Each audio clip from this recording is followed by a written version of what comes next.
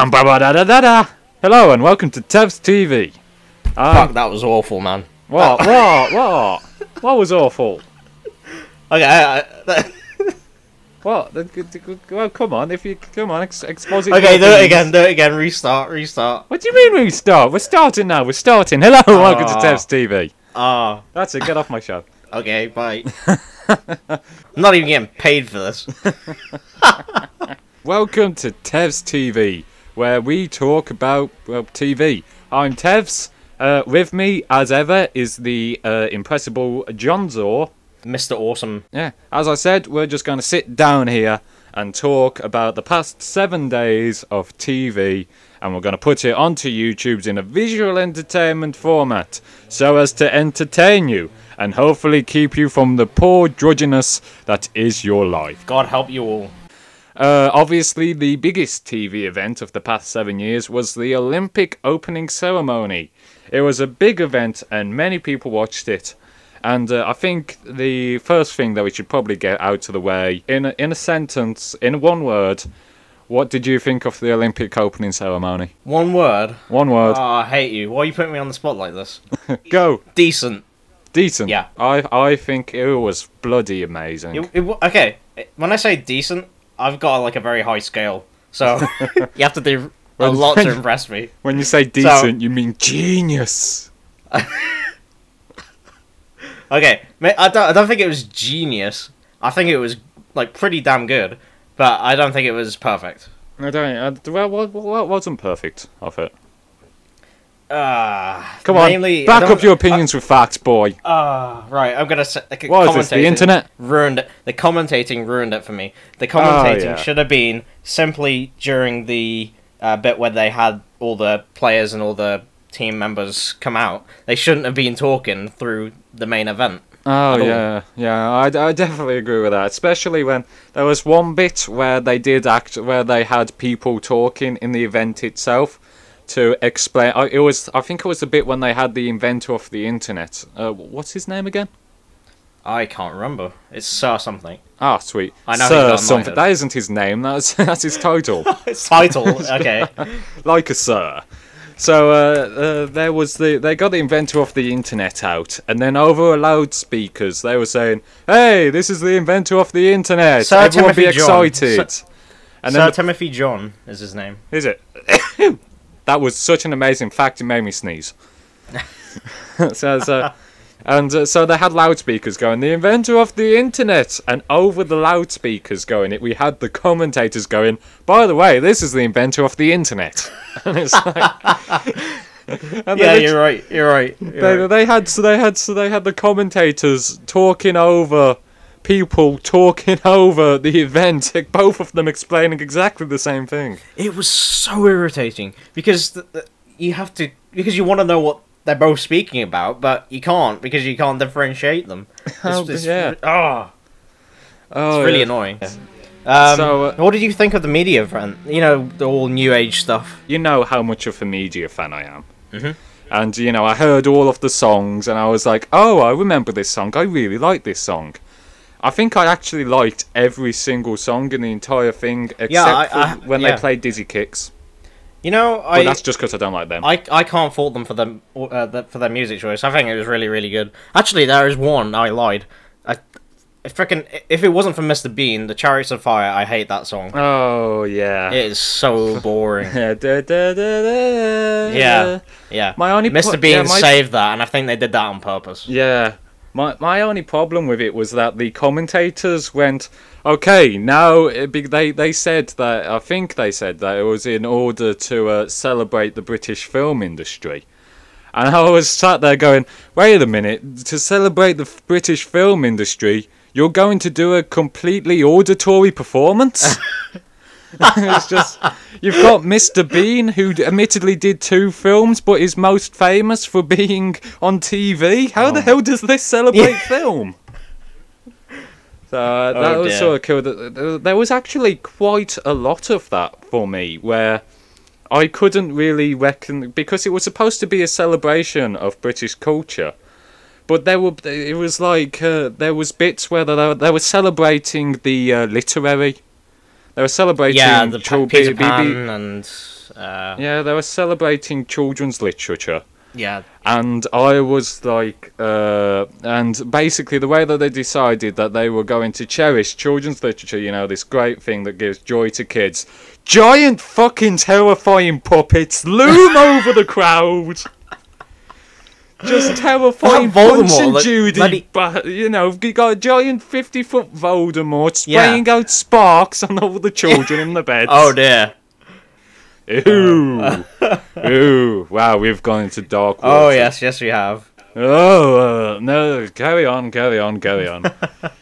And, you know, it was like, we decided that the way we were going to celebrate the Industrial Revolution was giant pythons of fire breaking up all of the fields, bringing all of the genteel people, and I don't know, killing them or something. You know what? I actually like that.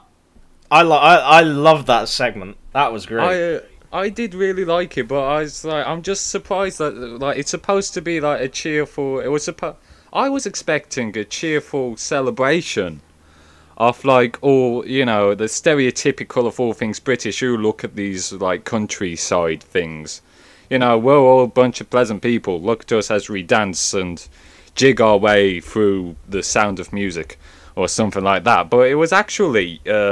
So bits of it were actually really surprisingly edgy and scary. Yeah, and I know, right? You know, I really think that's a good thing, because it's getting rid of that. It's trying to get rid of the stereotype, which is good in a way, because I think it's a bit old, isn't it? I think it's a testament to Danny Boyle, who actually did a representation of what Britain actually is. So we did have the Industrial Revolution, we had the NHS, we had, you know, the culture and the arts, we had the things that wouldn't usually be seen as representing Britain if someone like Danny Boyle hadn't been. I think it's quite telling that Danny Boyle was working class. He came from a working class background in order to make this. What did you think about the actual Olympic torch? That was in my mind, that was actually the best bit. Yeah. I agree. I just like when I saw those petals that they brought out, I didn't know what they were gonna do with them. I knew. I had a little inkling that it was for the actual torch, but I wasn't sure what it was gonna be. Might have been a bedpan. That might have been interesting. David Cameron could have gone and just literally pissed all over the whole thing, but the Queen, David Cameron, Boris Johnson, just pissing all over the place. Oh dear! Another Olympics. Gone to Grandma's piss. Oh dear. Don't worry, it'll get cut out anyway, so carry on. Oh man. No, but when you saw all the petals come together into one, it absolutely fantastic. That was great. It's very symbolic, it just worked. Simple. Yeah, it was just extremely well done. What I want to know, was it designed so that, like, literally, because I couldn't figure out how they would get to. Was it designed so that, you know, you set fire to the first couple of ones, and then they set fire to all the ones after that, and then somehow everything being on fire makes them spring up into the air? Was that all designed so they actually worked the way you saw it? Or were there a bunch of people underneath it going, okay, set fire to torch 1, 2, 3, 4, 5, okay, now lift them all up, hooray! The way I think it, well, I thought about it as well. I don't see how it could have worked unless all the pipes were interconnected somehow, but I don't think that was the case. I think what they did was they had little electric sparks in each one, and they were already all ready to light, and they just had to do it at a control operating station. That's how I thought it was done anyway, but I'm not sure. Either way, the effect was amazing, and the fact that we actually are questioning it means that it worked. Do we have can we get any humour out of the people who the large amount of countries that I'm pretty, you know, when they walk in and they're in alphabetical order and they're, you know, marching towards the middle of the stadium, and, you know, you're like, and now it's on to Fucktopia, and you're sitting there and going, Fucktopia? I've never heard of Fucktopia. And it's like, Fucktopia? Yeah, Fucktopia. It's like, what the hell? I'm sure these places don't exist. Like, most of those places I had never heard of. Yeah. Before they said them. I've never heard of them before. Yeah, nowadays I can no longer like sit there going, you know, I feel sad to talk about it because, you know, either there's a lot of obscure countries that no one's heard of, or, you know, we're idiots when it comes to geography. And Well, we're just ignorant. I did geography to a reasonable level, and I've never heard of them. So, So at least say something. Unless you particularly studied the map, then you probably wouldn't have heard of them. yeah. Or if you lived there. I just love the idea that there's a geography nerd who's like sat in the pub watching the opening. That everyone's like, "What the hell, Fucktopia?" And he's like, "Well, I knew about Fucktopia before it was called." And it's just all of the geologist hipsters there, just lording it over everyone. The thing is, I would say something funny about it, but I didn't watch it. So I have to admit, I didn't watch that bit. That bit went on for ages, so I decided I had something else better to do with my time. Yeah, and what's your excuse for not saying anything that's funny about the rest of it? Oh, just got owned. Oh crap! He seems to have left the show. It's just silence. It's just the silence. Oh, damn it! It's deafening. John didn't even last the entire first episode.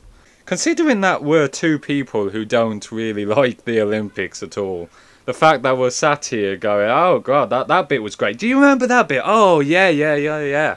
I think that just shows how really, really good it was. I think we're going to have to wrap it up here. Thank you for John for being with me to talk about the Olympics. I have been Tevs. No problem. This has been a TevsTV. If you like, what you got something to say? Like I said, don't fuck it up at the end now. Sorry, you're gonna have to. You're gonna ruin the show. Do you wanna Shall we mention Twitters at the end? Okay, yeah. If you like the show, well, obviously thumbs it up. If you like the show, subscribe because we're going to be doing more. If you want more of me, subscribe to this channel. I'm gonna do this again. Fuck it. Okay, go for it. Right then, if you liked the show, give us a thumbs up and subscribe on the channel. If you want more of me, subscribe on the channel. If you want more of John, he has his own YouTube channel. It's John's Or. I'll probably put the link in the description. We're also available on Twitter. I am at the Written Tevs, and John's Or is. I'm at Johns JHONZ. Wow, you've got a really fucking complicated name to describe to people. I really do. So, it's because most of my names were taken, so I just had to tell them. Yeah, so we'll see you next week. Oh, the amount of things that I've ended with the phrase "we'll see you next week" and they're never seen again. So thanks. It will not happen this time. I'm not sure. Well, it depends if we can find anything that isn't Olympics related to talk about next week. That's a good point. It's just gonna be Olympics, isn't it? Yeah. So don't worry. It's all cool. It's all good. We can go into American TV. Yeah. That's fine. Well, don't worry. We'll talk about. We'll just have it be 10 minutes of us sitting there just shouting Olympics at each other. Olympics. Cycling. Oh, racing. Swimming. Shoes. Banter. Well, thank you for watching. This is the actual end of the show. Now that I've said goodbye 3 times at least. So yes, thank you. Yes. See you next week. Goodbye.